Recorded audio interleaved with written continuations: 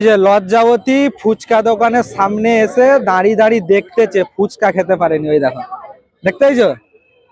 এই দেখো ফুচকা দোকান, ঠিক আছে, বৌদি খাচ্ছে কিন্তু ফুচকা খেতে পাচ্ছেনি। কেন পাচ্ছেনি? ওই যে কিছুদিন আগে দাঁত তুলা হয়েছে, খেলে ঝাল ঢুকে যাবে, মানে ঝাল লেগে যাবে বা কিছু একটা হয়ে যাবে, ওই জন্য আর খেতে পাচ্ছেনি। দেখো ওই জায়গা দাঁড়িয়ে আছে, ঠিক আছে?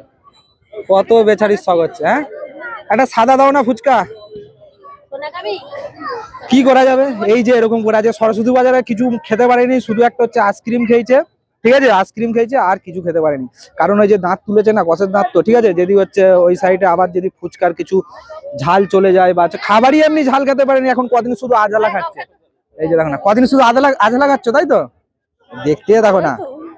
হ্যাঁ, ও আমাকে বলতে ভালোই তো।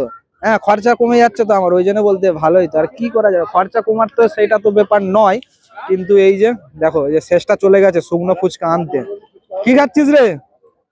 ফুচকা দেবে? হ্যাঁ, শেষটা, ওই যে শেষটা আর হচ্ছে বৌদি ফুচকা খাচ্ছে। লজ্জাবতী আর তারা আজকে খেতে পারেনি, তাদের আজকে ভাগ্যটা খারাপ, ঠিক আছে।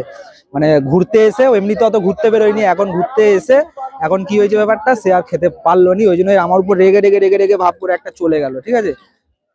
আমি বললাম, হাই দেখো এসতে, দেখো, হাই দেখো, হাই দেখো, হাই দেখো, হাই দেখো, দেখতে পাইছো এসতেছে।